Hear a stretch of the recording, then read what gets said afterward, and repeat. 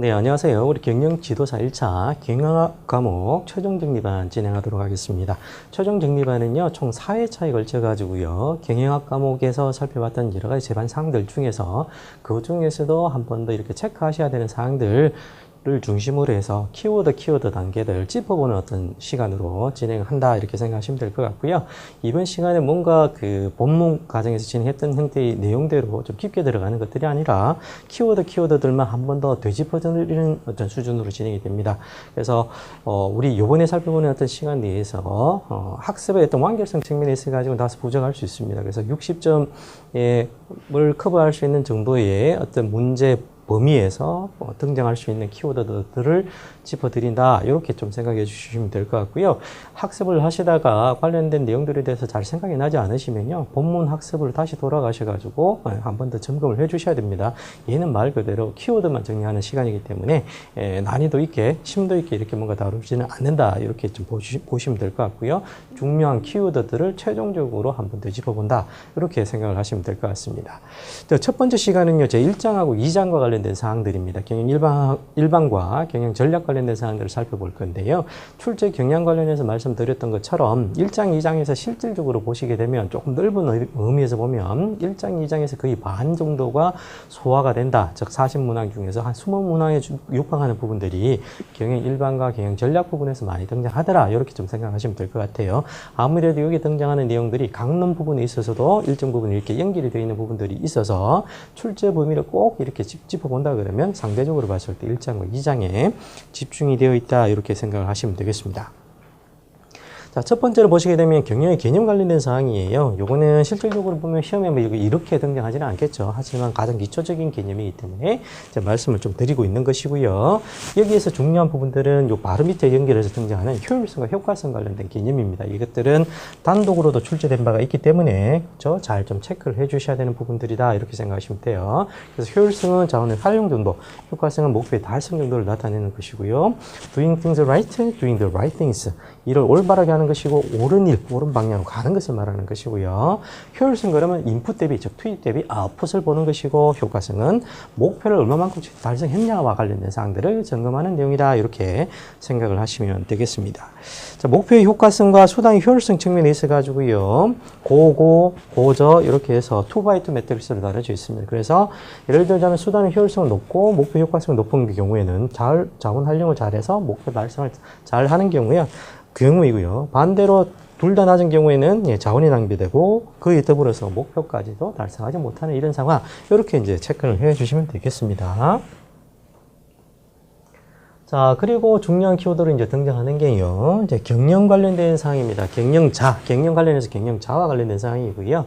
탑 매니지먼트라고 부르잖아요. 우리 C레벨의 임원진, 이렇게 생각하시면 될 것 같고요. 정의는 조직을 통솔하고 조직의 목표 달성을 가이드하고 직무수행 성과에 대한 책임을 지는 사람, 이렇게 우리가 이해를 하시면 됩니다.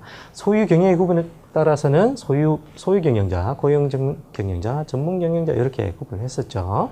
계층에 따라서는 탑 매니지먼트, 미들 매니지먼트, 로우 매니지먼트, 현장 관리청, 일선, 퍼스널 라인 매니지먼트 이렇게 부르기도 합니다. 그죠? 자, 그래서 탑, 미들, 로우 이렇게 보기도 하고요.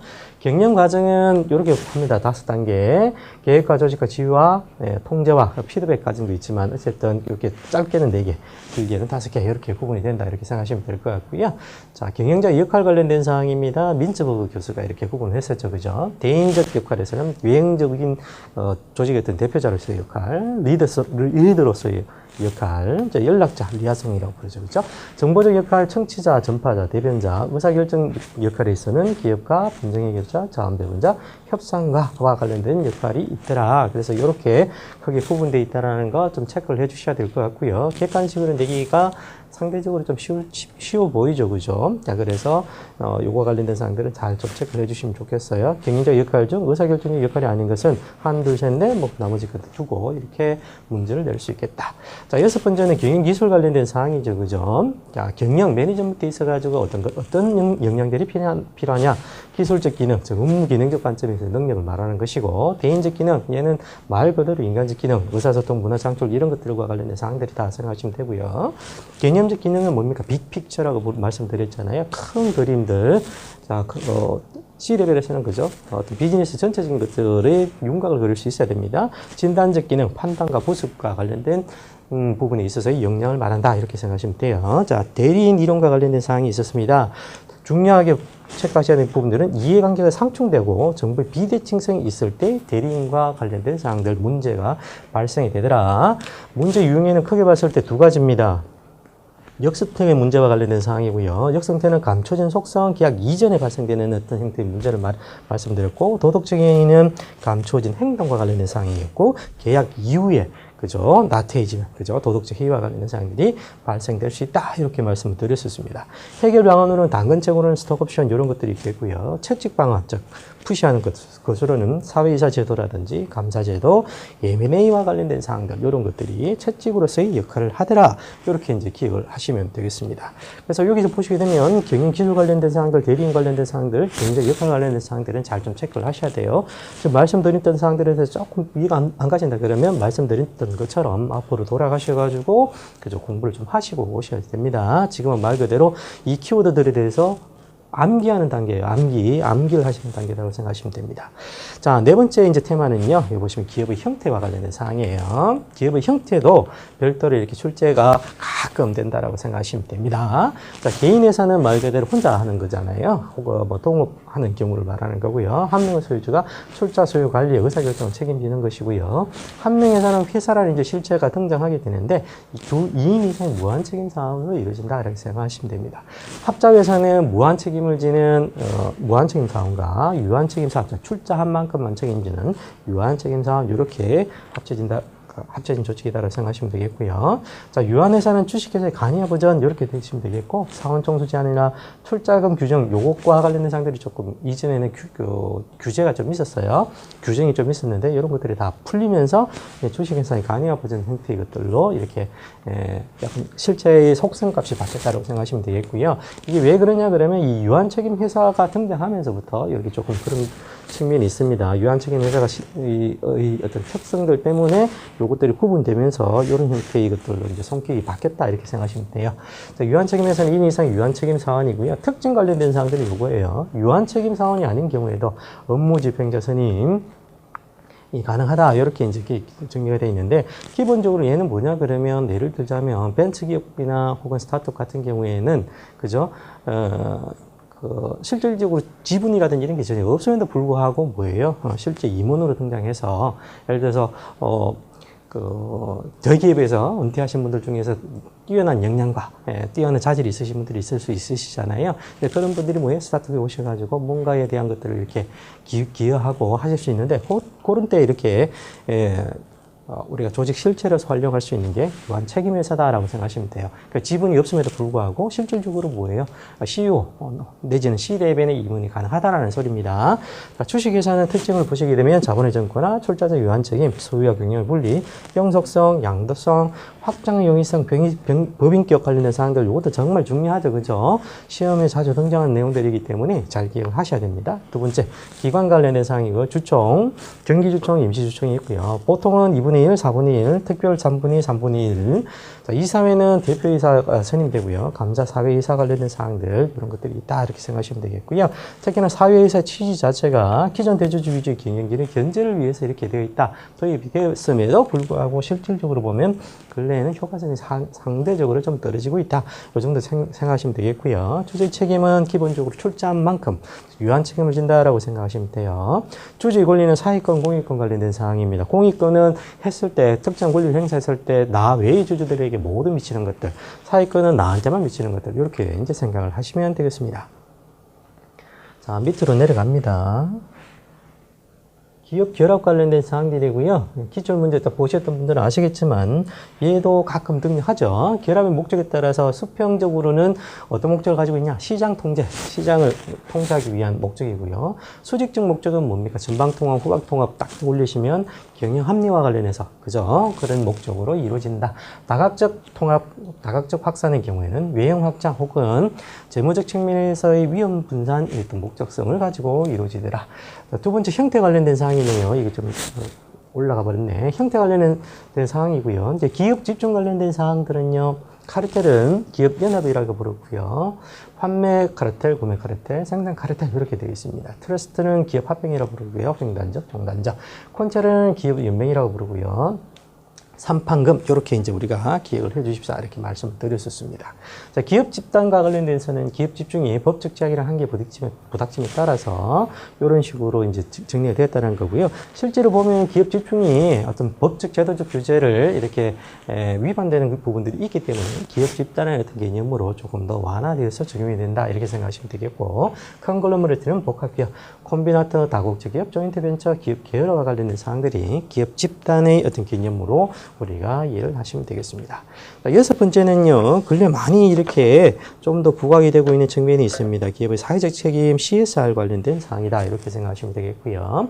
ISO 26000, 다우존스 지속 가능 경영 기술과 관련된 것들이 나오면 사회적 책임, 혹은 지속 가능 경영 관련된 키워드와 매개가 있겠구나라고 생각하시면 돼요. 그래서 이때는 네 가지의 어떤 단계로 CSR과 관련된 책임은 구분이 될 수 있겠다 이렇게 생각하시면 됩니다.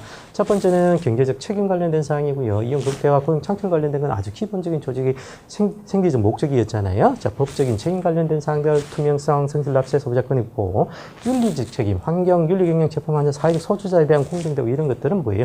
윤리적 책임, 즉 3단계에 포함되어 있다는 것 정도 한 번 더 체크해 주셔야 되고요. 네 번째로는 최상위에 위치한 거죠. 자선적, 재량적 책임이 있더라. 사회공헌 활동, 자선, 교육문화, 체육활동 등에 대한 지원, 이런 것들이 기업의 사회적 책임 중에 자선적 책임에 해당이 되더라. 이렇게 생각하시면 되겠습니다.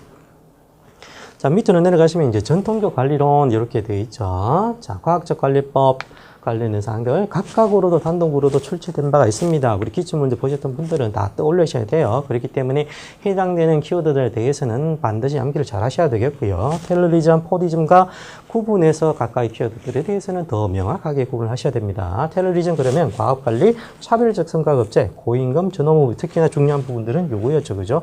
고임금, 전업무비와 관련된 사항들, 고임금, 전업무비 관련된 사항들, 그 다음에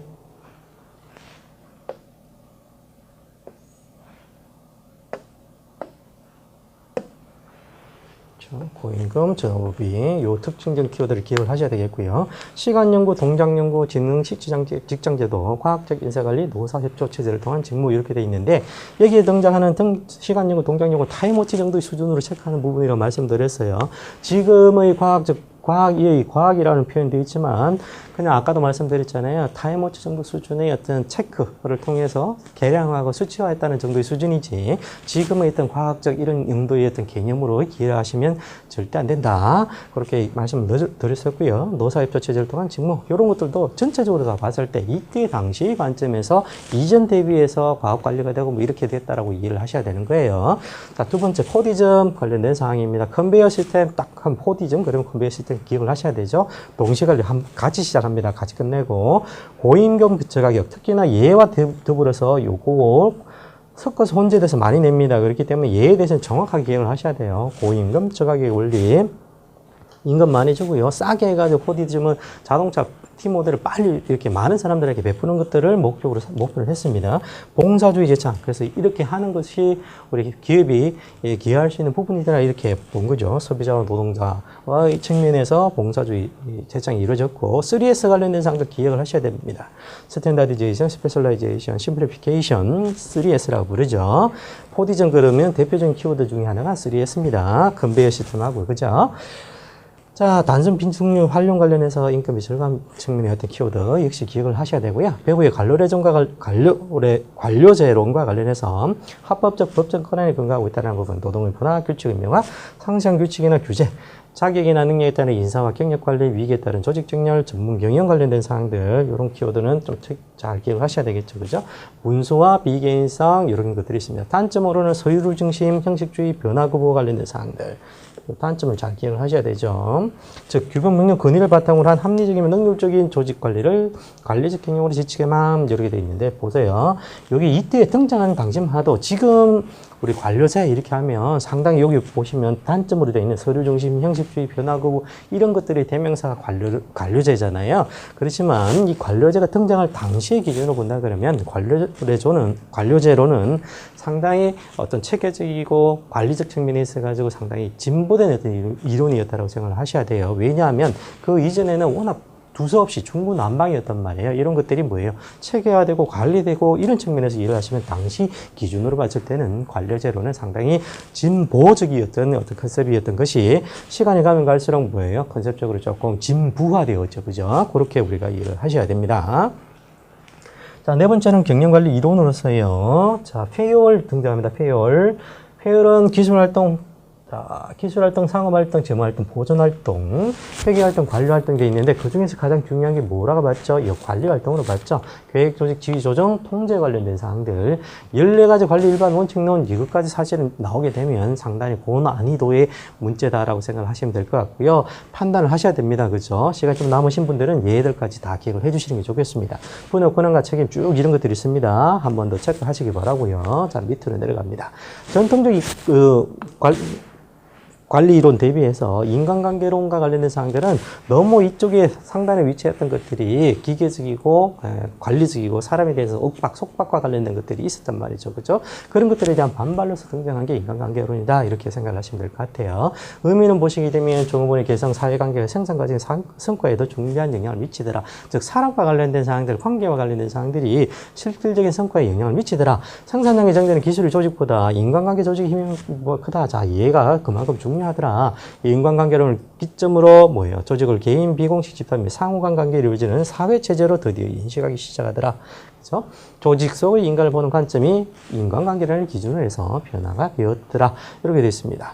백인 보시면 아까도 잠깐 말씀드렸잖아요. 과학적 관리법, 전통적 관리 이론 중에서 과학적 관리법, 비인간성, 기계적 도구관에 대한 반발로서 인간관계론이 점차 확대되었다. 이렇게 생각을 하시면 되겠습니다.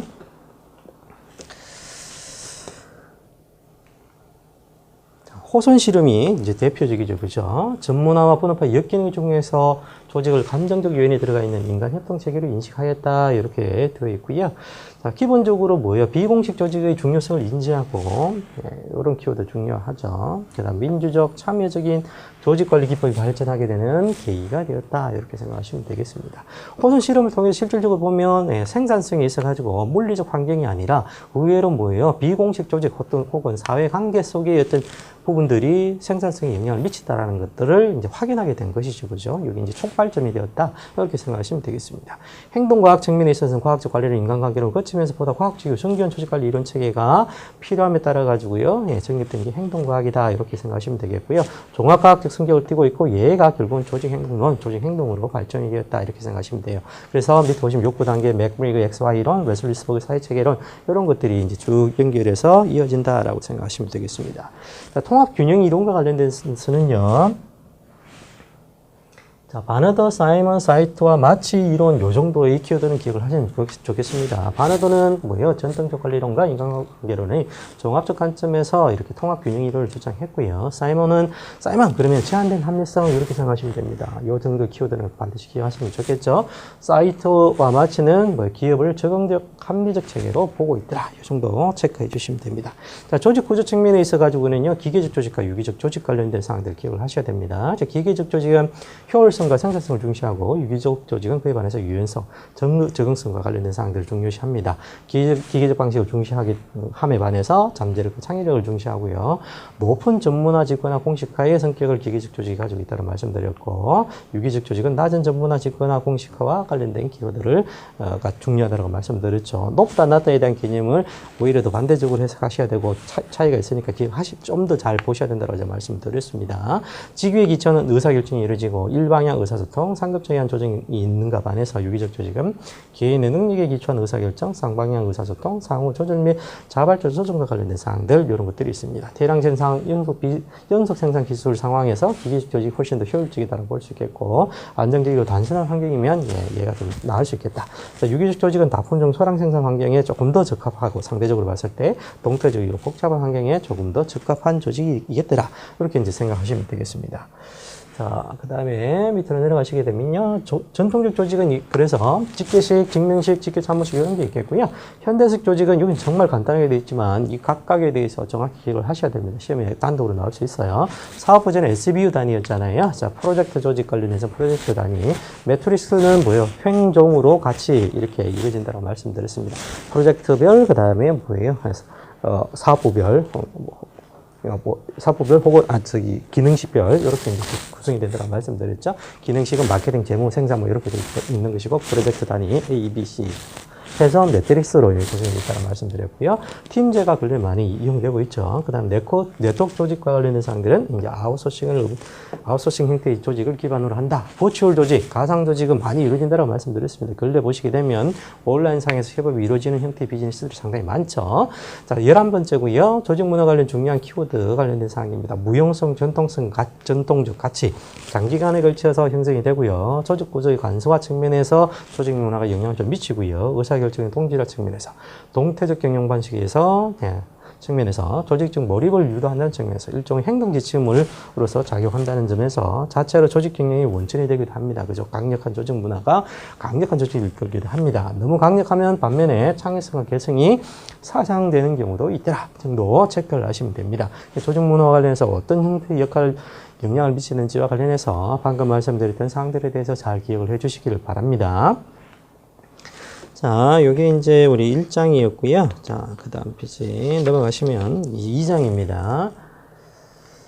자, 1장, 2장 각각 한 10문항 정도의 어떤 범주 내로 이렇게 출제가 되고 있다고 생각하시면 돼요. 자, 경영 전략 이렇게 되어 있습니다. 자, 경영 전략과 의사결정 이렇게 되어 있고요. 사이먼은 정형적, 비정형적 의사결정으로 이제 구분을 했고요. 정형적은 표준화, 일종의 정형화된 패턴이 있다라고 본 것이고요. 엔서프는 탑, 미들, 로워 차원에서 수준을 나눠서 구분했습니다. 구텐베르크는 확실성화의 의사결정, 위험화의 의사결정, 불확실성화의 의사결정. 위험화의 의사결정은 객관적 확률 추정 가능한 것이고, 불확실성화의 의사결정은 확률을 가정해서 이렇게 진행이 된다 이렇게 생각하시면 됩니다.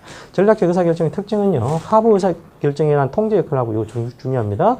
하부 사업 단위 등을 포괄하고요, 자원의 재배분이 이루어진다는 거. 전략적인 말이 딱 들어가게 되면 전략적 의사결정 이후에는 자원이 재배분된다는 거 기억하셔야 돼요. 자, 의사결정의 정보 부족과 그에 따른 중대한 파급 효과가 있더라. 아무래도 그죠? 상단, C-레벨 차원에서의 의사결정은 뭐예요? 정보가 부족한 상태에서 판단, 대표자의 감이라든지 이런 것들에 따라서 판단하는 것들이 일정 부분 있을 수밖에 없습니다. 그죠? 그러다 보니까 정보가 부족하다는 말은 뭐예요? 리스크 측면에 있어서 불확실성이 극대화된다는 말이죠. 그죠? 그런 측면에서 중대한 파급 효과가 있을 수 있다. 즉, 잘못된 의사결정이 이루어지면 조직에 큰 영향을 미칠 수 있다. 이렇게 생각하시면 됩니다. 자, 의사결정 이론 모형은 합리적 모형, 만적 모형, 상황적 모형 이런 것들이 있습니다. 합리적 모형은 말 그대로 합리성, 합리적, 완전한 정보관계 이런 게 있잖아요. 모든 것들이 다 추정 가능하고 인간은 100% 합리적인 의사결정 가능하다는 측면에서 이루어진 거고요.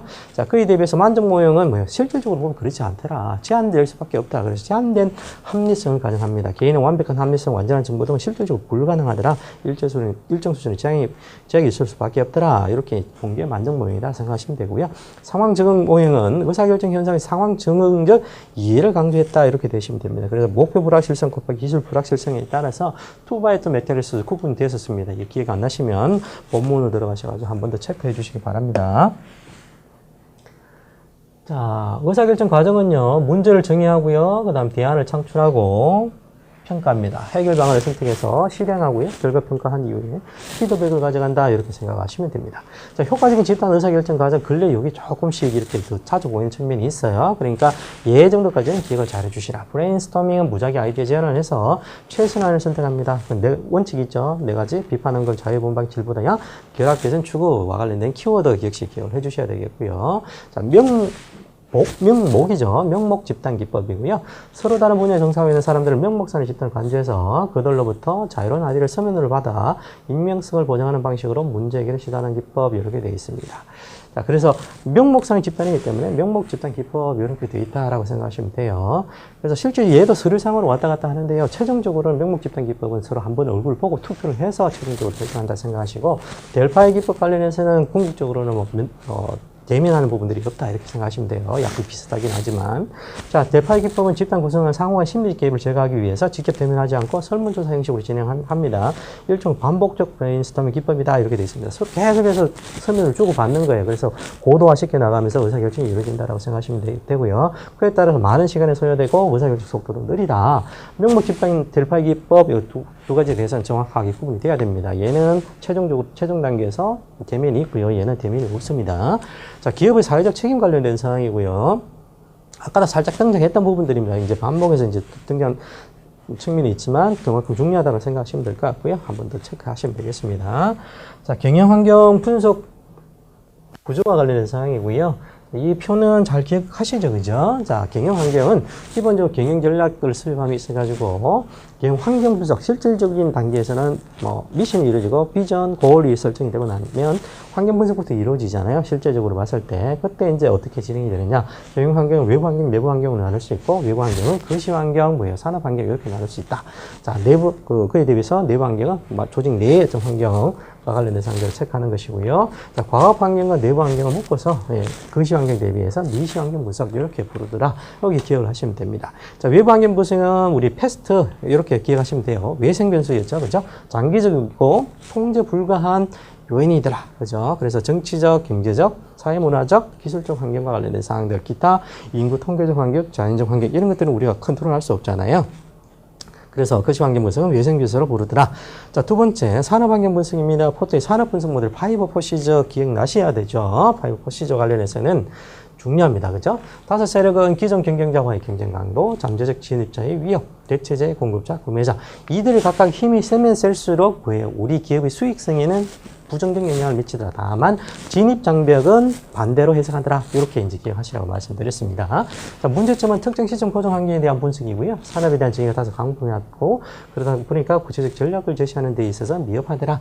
최근 환경 변화에 대한 대응이 미흡하더라. 근래는 뭐예요? 공생 마케팅 뭐예요? 같이 이렇게 적과의 동침 이렇게 표현을 하잖아요. 그죠?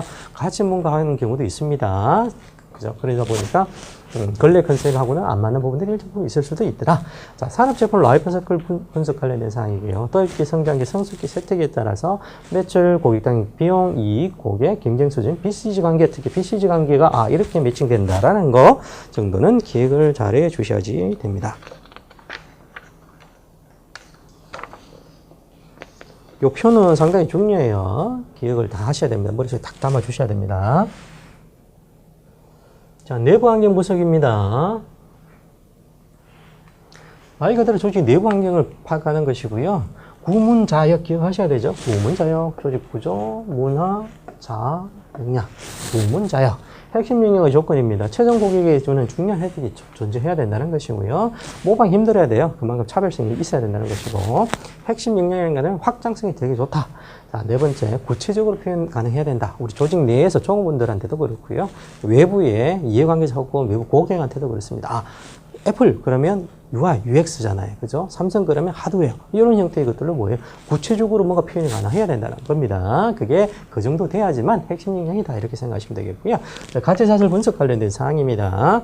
자, 크게 봤을 때 우리 주활동은 이렇게 나뉘죠. 내부 인바운드, 그 다음에 오퍼레이션, 아웃바운드, 마케팅 영업, 서비스. 이게 기본적으로 제조 기반 혹은 유사한 기반의 어떤 산업에서 무조건 들어가는 활동. 그래서 주활동이라고 본 것이고요. 이런 것들을 지원하기 위해서는 기업 하부 구조, 총무, 그죠? 재무, 이런 것들이 기업의 하부 구조에 해당이 되고요. 그 다음에 HR, IT, 그 다음에 프로큐먼트, 조달. 이런 것들을 여기 인바운드 로지스틱스와 아웃바운드 로지스틱스는 생산에 직접 관련되는 어떤 원재료와 관련된 사항이고 그 외에 뭐 컴퓨터라든지 이런 것들은 뭐예요? 프로큐어먼트, 조달 활동으로 들어가더라. 이렇게 이제 기억을 하시면 되겠습니다. 자, 올려봅니다. 자, 그 다음에 중요한 게 뭐예요? 이런 여러 가지 외부 환경, 내부 환경 분석을 통해 가지고 결국은 뭡니까? 외부 환경 분석을 통해서 기회 요인과 위협 요인을 파악하는 것이고 내부 환경 분석을 통해서 강점 요인과 약점 요인을 확인하는 것이죠. 그렇게 해서 등장하는 게 SO 전략, ST 전략, W 전략, WT 전략 이렇게 됩니다. 이들 각각에 대해서 실제 레이팅, 평가를 통해 가지고 가중치를 둬서 최종적으로 뭐예요? 전략들을 선택하게 된다 이렇게 생각하시면 되겠고요. 자, SO 전략은 강점 기회 전략입니다. 시장의 기회를 활용하기 위해서 강점을 활용하는 전략이고요. 시장 선점 전략 이런 것들 다 요게 SO 전략 중에 하나다 이렇게 기억하셔야 됩니다. ST 전략은 뭐예요? 위협을 피하거나 극복하기 위해서 S 강점을 이용하는 전략이다 이렇게 생각하시면 되고요. 시장 침투 전략, 그 다음에 제품 확장 전략 이런 것들이 있습니다.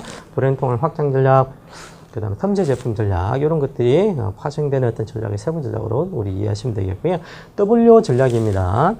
위크니스와 어퍼튜니티죠. 약점을 극복함으로써 시장의 기회를 활용하고자 하는 전략이다. 이렇게 되어 있습니다. 기본적으로 핵심 역량 강화가 필요하지만 단기적으로는 이게 중요한 문구입니다. 전략적 제휴. 자, 시장의 기회는 있어요. 어퍼튜니티 기회는 있지만 우리가 약해요. 그러면 어떻게 됩니까? 놓치기 싫다. 그러면 전략적 제휴를 통해서 기회를 창출하는 것, 기회를 잡아내는 것. 이게 W 전략의 핵심이다. 이렇게 생각하시면 됩니다. WT 전략은 시장 위협을 피하고 약점을 취소하는 전략, 철수, 집중화 전략 이런 것들이 있겠더라. 자, 사업부 전략 관련해서는요. 포트의 본원적 경쟁 전략 이렇게 이제 이해를 하시면 됩니다. 자, 사업부 전략 그러면 경쟁 전략 이렇게 우리가 연결해서 기억을 떠올리시면 돼요. 자, 원가 우위 전략은 넓은 시장에서 낮은 비용 구조를 통해서 경쟁 우위를 달성하는 거고요. 차별화 전략은 비용 넓은 시장에서 고객이 느끼는 가치에 부합하는 차별적 제품을 소구하는 것들을 말한다. 이렇게 생각하시면 됩니다. 집중화 전략은 사실 원가 집중화, 차별적 집중화 이렇게 내는데요. 그 이전 단계에서 그냥 묶어서 집중화 전략 이렇게 보기도 합니다. 그래서 고객 제품 시장 등 비교 우위가 있는 부분에서 회사의 노력을 집중하는 것, 이 정도 기억을 하시면 일단 되겠습니다. 자, 가치 제한 관련된 사항이고요. 밸류 프로포지션이라고 부릅니다. 목표 고객에게 주기를 약속하는 제품 서비스 혜택이나 가격 이렇게 되어 있고요. 밸류 프로포지션의 구성 요소는 이런 것들이 있습니다. 누구를 대상으로 한 것인지, 혜택과 가격이 뭘 담고 있는지, 경쟁자 가치 대하는데 우리가 뭘 좋아하는지, 실질적으로 우리가 이러한 제품 서비스를 제대로 서비스할 만한 역량이라든지 이런 것들이 있다라는 거, 그 다음 적절한 수요와 수익의 증거와 관련된 사항들이 담겨져 있어야 된다는 거 정도 기억을 하시면 되겠습니다.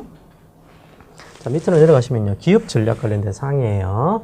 사업부 전략은 말 그대로 전략적 사업 단위, SBU 단위의 어떤 전략이고요. 밑으로 가시면 이제 기업 전략이에요. 기업 전략. 기업 전략은 사업부에 대한 진퇴, 뭐 이런 것 사업부 포트폴리오와 관련된 그 상단에 위치한 형태의 의사결정이 이루어지는 전략이다. 그렇게 생각하시면 됩니다. 정의는 기업 전략이나 사업의 영역에 관한 의사결정이 포함되더라.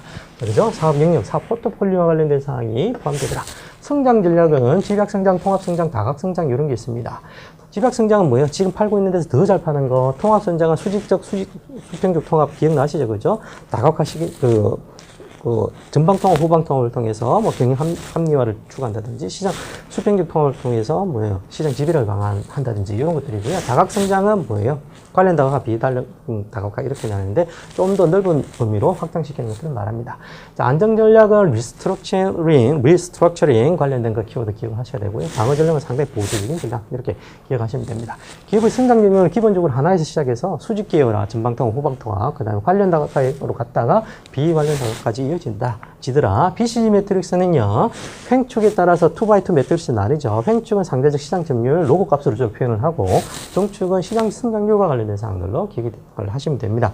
이들 각각에 대해서 스타, 캐시카우, 캐시마크, 도구와 관련된 요 네 가지 분면의 타이틀 기억을 하셔야 되고요. 어떤 상황인지 어떤 전략을 가져가야 되는지와 관련된 사항들까지 역시 기억을 하셔야 됩니다. 이렇게 해서 시험 문제를 물어보기 때문에 상황은 스타는 현금 흐름이 크고요. 현금 수요도 역시나 큽니다. 그런 측면들 때문에 실제로 네트 기준으로 보면 순현금 흐름은 제로에 가깝다. 전략은 향후 높은 이윤 창출 가능성이 존재하기 때문에 빌드 전략, 확대 전략을 쓰는 게 좋겠다. 캐시카우는 시장 성장률은 낮지만 점유율이 높아요. 그래서 수익성이 최고인 지점입니다.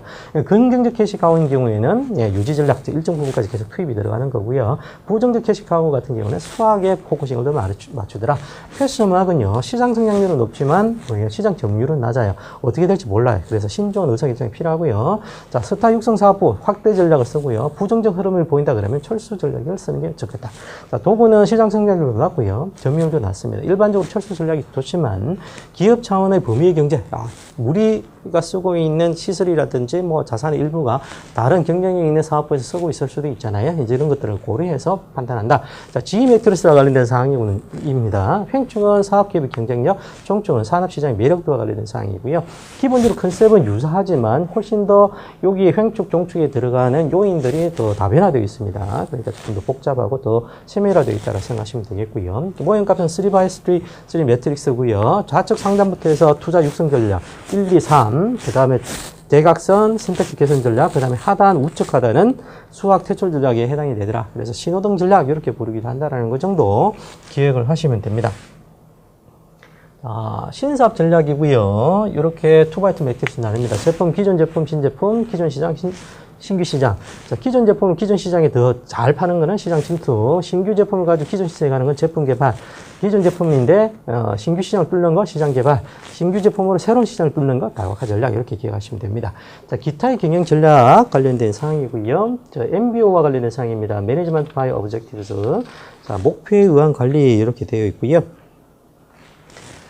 자, 그래서 과정 자체는 목표 설정하고 실행 계획을 검토하고 진행 과정 검토해서 성과표가 이루어진다 이렇게 생각하시면 됩니다. 목표 관리 요소는 목표 명확성, 참여적 의사결정, 명확한 기간 설정, 지속적인 피드백 관련된 사항들이 MBO 특징이다 이렇게 생각하시면 돼요. 그래서 MBO 자체만으로 시험 문제 가끔 등장합니다. 왜냐하면 BSC 자체가 고도화되어 있는 툴이긴 하지만 워낙 복잡하고 중소기업 단위나 이런 데를 적용하기 쉽지 않기 때문에 단순하게 MBO 형태의 것들로 매니지먼트가 이루어지기도 한다라는 거, 그런 측면에서 가끔 MBO도 등장합니다. 시험 문제에. 자, 그에 반해서 BSC 관련된 거는 밸런스드 스코어 카드라고 부르는 거고요. 조금 더 진보된 형태의 어떤 매니지먼트 툴이다, 혹은 경영진학 툴이다 볼 수 있지만 생각보다는 적용하기 복잡합니다. 기업 경영의 종합관리 도구다라고 생각하시면 되겠고요. 특징은 장기적 목표, 단기적 목표 간의 균형 이렇게 되어 있습니다. 재무 목표 대비 나머지 것들 3개, 장기적 목표고요. 재무적 측정 지표 대비 비재무적 측정 지표 3개, 후행 지표, 재무가 후행 지표고요. 나머지 3개는 선행 지표입니다. 그래서 과정과 결과 관련된 사항들, 이런 것들이 있다는 것이고요. 자, 성과에 대한 외부적 시각, 이거는 재무적 관점이고 나머지는 내부적 시각 간 균형이다 이렇게 생각하시면 돼요. 그래서 중요한 부분들은 요거죠. 재무적 관점, 고객 관점, 내부 프로세스 관점, 학습 성장 관점에서 이런 것들이 균형 잡히게끔 이루어지고 요구로 한 관점에서 성과 평가가 이루어진다 이렇게 생각하시면 됩니다. 그래서 이거 읽어보시고 체크하셔야 돼요. 시험에 BSC가 가장 진보되어 있는 측면이기 때문에 확률상으로는 BSC가 더 상대적으로 출제 가능성이 높습니다. 자, 세 번째, 인사합병 전략 관련된 사항이고요. M&A 관련된 사항입니다. 거래 형태상의 분류, 결합 방식에 의한 분류, 인수회사의 대응에 따른 분류, 합병자가 지급에 따른 분류, 이런 식으로 쭉 구분이 되어 있습니다. 여기서 이제 중요한 부분들 나머지를 보시면 아시겠지만요. LBO 관련된 사항들, 이런 것들 기억을 하셔야 되죠. LBO. 자, 차입 매수입니다. 그래서 대출을 받아가지고 일단 레버리지를 일으켜서 인수하는 방식이고요. MBO는 매니지먼트에 의한 방식. EBO는 뭐예요? 총무분들이 인수하는 형태의 방식, 이런 것들 기억을 하시면 되겠고요. M&A 효과는 긍정효과, 부정효과 이렇게 구분할 수 있습니다. 긍정효과는 민재 확보 측면에서 시장 지준 리스크를 감소하는 측면에서 여러 가지 어떤 긍정효과들이 있고요. 부정효과는 여기에 있죠. 막대한 인수자금이라든지 실제로 합병 가격의 산정이 어렵다든지 이런 것들에 대한 부분들이 있습니다. 그래서 M&A 효과 정도, 효과는 단순 형태의 어떤 중급 정도의 난이도로 충분히 출제 가능합니다. 자, M&A 동기는 경영 전략적 측면에서, 영업적 측면에서, 재무적 측면에서 구분할 수 있겠고요. 자, 전략적 제휴 관련해서는 키워드니까 잘 기억을 하셔야 됩니다. 상호성에 기반한 상호 협력 체계를 전략적 제휴라고 부르는 것이고요. 자원 및 리스크를 공유하는 측면에서, 기술 표준의 선점 측면에서, 경쟁자로부터 학습 측면에서, 법적 제도적 규제를 회피하는 측면에서 전략적 제휴가 이루어지더라. 자, 형태는 비지분 제휴, 지분 제휴, 조인트 벤처의 어떤 방식, 이런 것들이 있겠더라 기억하시면 됩니다. 자, 기타 보시면 지식 경영 관련된 사항들이 있었습니다. 나노카 교수의 지식 경영 관련된 사항들도 가끔 등장하니까 기억해 주십사라고 말씀드렸죠. 그죠? 자, 그래서 암목지에서 암목지로 가는 것들을 사회화, 이런 것들이 이제 표출되기 시작하는 걸 외제화, 다 종합화되는 것들을 이제 종합화, 그 다음에 다시금 내면으로 곱씹는 것들을 내면화, 다시금, 예, 도제 방식으로 흘러가는 것. 이게 이제 사회화, 외제화, 종합화, 내면화의 어떤 프로세스 네 가지 유형으로 구분이 된다라고 좀 말씀을 드렸었습니다. 기억을 좀 해주시길 바라고요. 자, 구조조정은 크게 봤을 때 사업, 재무, 그다음 조직 측면의 어떤 구조조정이 있을 수 있다는 거고, 그와 관련된 키워드로는 리엔지니어링, 얘는 업무 처리 방식을 전면적으로 다 재설계하는 것이고요. 벤치마크는 따라가는 거죠, 선도업체를. 아웃소싱은 비용절감 및 전략적 유연성 확보를 위해서 가치 사슬의 일부를 외부로 내보내는 것들을 말합니다. 그렇죠? 자, 여기까지가 우리 1장, 2장과 관련된 사항들 전체적으로 상당히 좀 빠르게 짚었는데요. 그만큼 이제 빠르게 짚긴 했지만 실질적으로 보면 중요도로 보시면 상당히 중요한 부분들이 많습니다. 우리 출제 빈도로 본다 그러면 거의 절반에 육박하는 정도의 어떤 문제들이 해당되는 부분들에서 출제가 되고 있기 때문에 해당되는 사항들을 지금 방금 말씀드렸던 키워드들에 대해서는 정확하게 잘 기억을 해 주셔야 됩니다. 그래서 만약에 여기에 말씀드렸던 사항들이 명확하게 기억이 안 되고 뭐지 헷갈리신다 그러면 본문으로 돌아가셔가지고요. 한 번 더 학습을 좀 해 주시길 바랍니다. 그래서 여기 있는 키워드는 적어도 필수적인 어떤 키워드이다 정도 생각하셔야 돼요. 이거 자체로는 사실 리스크가 있습니다. 그래서 본문에서 돌아가셔가지고 조금 더 심화된 형태의 학습을 하셔야지만 조금 더 안정적으로 시험 대응이 가능하기 때문에 이 점 참고하셔가지고요. 학습하시길 바라고요. 빈칸을 많이 비워뒀답니다. 그렇기 때문에 혹시 부족하거나 추가적으로 보완이 필요한 설명들은 직접 기술하셔도 되고 포스트잇이나 이런 것들을 통해가지고 보완하셔가지고요. 단구나 이렇게 계속 누차 말씀드렸는데 요약 시트로 본인만의 요약 시트로 정리하실 수 있도록 그렇게 하시면 조금 더 효율적인 학습이 되지 않을까 싶습니다. 네, 고생하셨습니다.